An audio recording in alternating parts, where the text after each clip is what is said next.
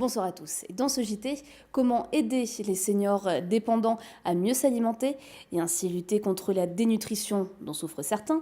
Le manger main est une des solutions expérimentées par un EHPAD strasbourgeois. Si vous randonnez dans le parc régional des Ballons des Vosges, vous croiserez peut-être des médiateurs de la nature. Leur rôle, sensibiliser les promeneurs à leur environnement pour mieux le protéger. Et puis ce matin à Échaud se tenait la finale régionale du concours, un des meilleurs apprentis de France, catégorie boucherie. Quand il devient difficile de manier la fourchette et le couteau, pourquoi ne pas simplement utiliser sa main? Le principe du manger main est expérimenté dans certains EHPAD. Plutôt que de se faire nourrir, la personne dépendante et malade peut ainsi retrouver de l'autonomie et s'alimenter seule. Une façon aussi de lutter contre la dénutrition dont souffrent certains seniors. Reportage à l'EHPAD Les Mélèzes à Strasbourg, Camille Roland et Adeline Biron.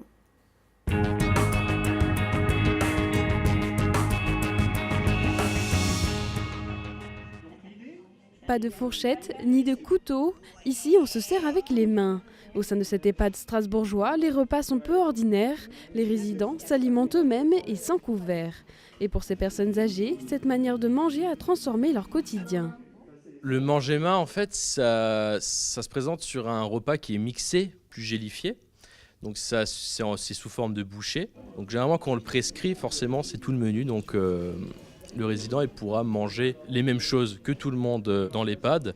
On touche vraiment la spontanéité du résident, c'est-à-dire il fait comme il veut. S'il veut manger avec les mains, il mange avec les mains.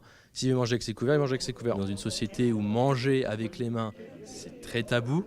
Et c'est aussi le moment pour les familles de voir que ça peut aussi fonctionner de manger avec les mains et que c'est tout dans l'intérêt, que pour l'intérêt de leurs proches. Une façon pour les résidents de reprendre confiance en eux. Cet après-midi, la cuisinière a préparé un cake au citron, mais pas n'importe lequel. Elle introduit un gélifiant et moule le cake en petites bouchées pour que cela soit plus facile à prendre avec les doigts. Une façon surtout de prévenir la dénutrition. Jusqu'à 60% de personnes âgées en seraient atteintes dès leur entrée en EHPAD. Notre objectif, c'est que le nombre de ces dénutris diminue, et ça passe par une prise en charge comportementale, mais aussi nutritionnelle. Le manger main permet à la personne de garder de l'autonomie. Elle n'a plus besoin de quelqu'un à côté d'elle pour lui donner à manger. Elle va pouvoir manger à son rythme. L'alimentation va être plus facile pour la personne, c'est-à-dire qu'elle mangera plus volontiers puisqu'elle maîtrise un petit peu cette partie alimentaire. Lorsque les personnes âgées mangent à leur rythme et ne sont pas aidées, le rapport alimentaire spontané augmente de 25%. Ainsi, les patients qui utilisent le manger main reprennent progressivement du poids et surtout plaisir à prendre un repas. Ils veillent sur la nature, mais aussi sur les promeneurs. De médiateurs parcourent le parc naturel des Ballons des Vosges depuis quelques semaines. Leur mission, aller à la rencontre des randonneurs, qu'ils soient à pied en raquette ou en ski de fond, pour leur rappeler les bons comportements à adopter, notamment pour ne pas perturber la faune sauvage, un enjeu important surtout en période hivernale. L'été dernier, une opération similaire avait permis de toucher près de 1500 personnes. Fanny Kunz. Celui-là, on ne le voit pas souvent en jour, c'est nocturne comme animal. C'est un ours? Non, c'est pas un ours. Alors il a 5 doigts, et donc c'est le blaireau. Voilà. Ses griffes, elles leur servent à ça, justement, à bien creuser. Sillonner les montagnes vosgiennes, c'est devenu le quotidien d'Agathe et Léo cet hiver. Équipés de leur matériel pédagogique, ces deux médiateurs, missionnés par le parc naturel régional du Ballon des Vosges, partent à la rencontre des randonneurs. L'occasion de rappeler quelques points de bonne conduite aux amoureux de sport de pleine nature. Objectif, qu'ils dérangent le moins possible la faune sauvage. Le parc a délimité plusieurs zones de quiétude sur le territoire où les espèces sont sensibles et à protéger. Et donc c'est au sein de ces zones ou en périphérie qu'on demande aux usagers de respecter certains bons réflexes pour limiter justement le dérangement de la faune sauvage. Donc nous principalement on interpelle les randonneurs. C'est notre rôle d'expliquer pourquoi on demande aux gens de rester sur les sentiers, quelles sont les conséquences que ça peut avoir sur la faune pour que finalement les gens le respectent en ayant conscience de ce que ça implique pour le maintien des populations sauvages. Ce programme de protection de la nature a été mis en place en 2018 par le parc du Ballon des Vosges. C'est donc leur premier hiver de médiation. Présents jusqu'au mois d'avril, ils apportent informations et conseils sur 12 sites sensibles des Hauts-de-Vosges. On sensibilise sur donc 5 réflexes à avoir quand on se balade. Le premier, c'est donc de prévoir leur sortie, donc bien s'équiper, les cartes, regarder la météo et donc aussi les zones de quiétude. Ensuite, le deuxième, c'est donc d'éviter de sortir des sentiers, justement pour éviter de perturber la faune sauvage. Ensuite, éviter de faire trop de bruit, donc parler c'est normal, échanger c'est normal, mais éviter de crier ou mettre de la musique. On va demander aussi aux gens qui ont des chiens de tenir leur chien en laisse. Le dernier, c'est la période en fait. On demande aux gens de sortir pendant une certaine période dans la journée. Donc c'est de 9h, 10h à 16h, 17h. Donc c'est entre ces deux-là, pour justement éviter de perturber la faune qui elle sort plutôt tôt le matin et tard le soir. Les médiateurs interviennent principalement lors des week-ends et des congés scolaires où l'affluence est la plus forte. Même s'ils sont interpellés, les randonneurs semblent sensibles à la protection de l'environnement. C'est vraiment rester sur les sentiers, éviter d'aller dans des zones un peu plus sauvages pour pas déranger certains animaux. On marche là où c'est accessible, on ne va pas s'accrocher aux arbres, on ne va pas arracher la branchage, des choses comme ça. Lorsqu'on s'assoit, on regarde ce qu'on a sous les fesses.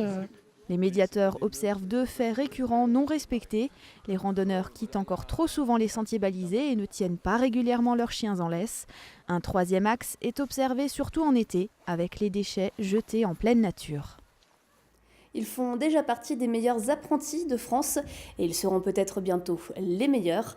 Nous avons suivi les 2 jeunes apprentis bouchers arrivés en tête de la finale régionale du concours Un des meilleurs apprentis de France. Organisé ce matin et cet après-midi au centre de formation des apprentis d'Échauffe, ce concours vise à mettre en avant les savoir-faire et les compétences. Adeline Piron. Du haut de leur 1 an et demi de formation, ils étaient un peu stressés, ces apprentis bouchers, ce matin. À l'issue des épreuves, 2 professionnels en herbe ont été sélectionnés pour participer à la finale nationale du concours, Un des meilleurs apprentis bouchers de France 2019. Une sélection orchestrée par 6 jurés. Les candidats nous appellent au fur et à mesure qu'ils évoluent pour qu'on puisse noter tout ce qu'ils ont fait. Et ensuite, très régulièrement, on se retrouve ensemble, les jurys, pour évaluer les différents points où on peut faire la différence entre les candidats. Désossages d'épaules de bœuf pour en extraire un roast-beef, ainsi que désossages d'un collet de veau pour en faire un rôti et une blanquette. Présentation des pièces et décoration, le tout en 4 heures. Les apprentis avaient donc de quoi faire. Un travail vers l'excellence du métier qui a rassemblé 6 apprentis en quête de savoir-faire et de réussite. Accepter de se frotter à d'autres apprentis et surtout de s'entraîner, parce que là, ils se sont entraînés avec leurs formateurs, leurs maîtres d'apprentissage, pour maîtriser toutes les techniques pour le désossage, le parage, le ficelage. La boucherie, c'est à la fois une grande famille et une petite famille. Et pour ces jeunes, c'est effectivement un moyen de se faire connaître et reconnaître. Se faire connaître et reconnaître pour 2 d'entre eux, c'est déjà le cas. Emilien et Gabin représenteront le Grand Est à Rouen en avril prochain pour la finale. C'est une fierté. Ça fait des Jeux CAP blanc, j'avais déjà fait mes preuves. Après, on a eu la qualification Lorraine. J'ai fait mes preuves, j'ai été premier. Puis là, c'est encore mieux. Puis sur le CV, ça fera tout de suite meilleure impression pour trouver du travail. J'y croyais pas trop. Pour moi, j'étais plus 3e que 2e. J'ai pas encore réalisé que je suis 2e, que je vais en national. On travaille de plus en plus dur pour essayer de faire quelque chose à Rouen. Ramener une belle chose, une coupe. Cette année s'annonce donc riche en émotions pour ces jeunes artisans, puisqu'ils passeront également leur CAP et certificat technique des métiers en mai et juin prochains. À l'initiative de l'Université de Strasbourg, un colloque franco-belge des pharmaciens a été organisé il y a quelques jours à la Maison de l'Alsace pour parler de la transformation du métier, mais aussi des besoins des patients. Un reportage de Nora Boiriois.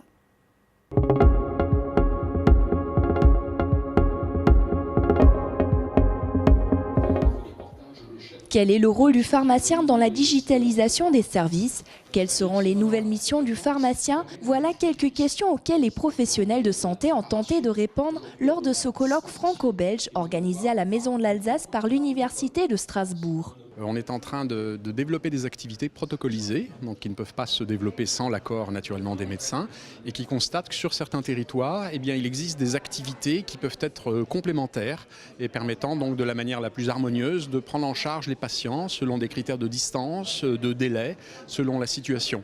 Mais le leadership naturellement reste un leadership médical. Pour favoriser l'amélioration ou le maintien de l'état de santé des personnes, les prestations du pharmacien devraient évoluer comme cela va être le cas en Alsace pour la vaccination contre la grippe. Mais le président de la Fédération des syndicats pharmaceutiques de France propose d'aller encore plus loin. Je pense que sur un certain nombre de problématiques, douleurs dentaires, où il faut attendre de pouvoir joindre un dentiste le lundi, il doit y avoir possibilité de pouvoir dispenser de façon, sur un conseil protocolisé, y compris des médicaments qui habituellement sont sur ordonnance, de manière à faire le lien jusqu'à trouver le moment où on puisse rejoindre le médecin traitant ou ici le chirurgien dentiste.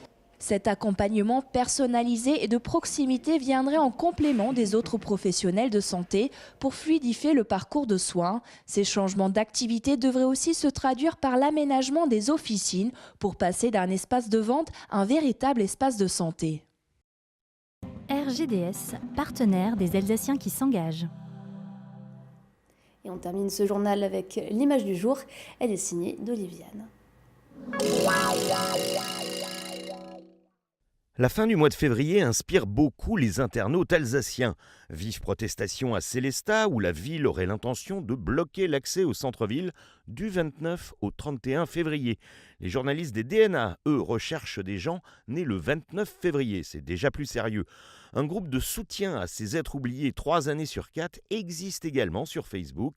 Mais mon préféré est cet appel à 3 jours sans alcool, les 29, 30 et 31 février prochains.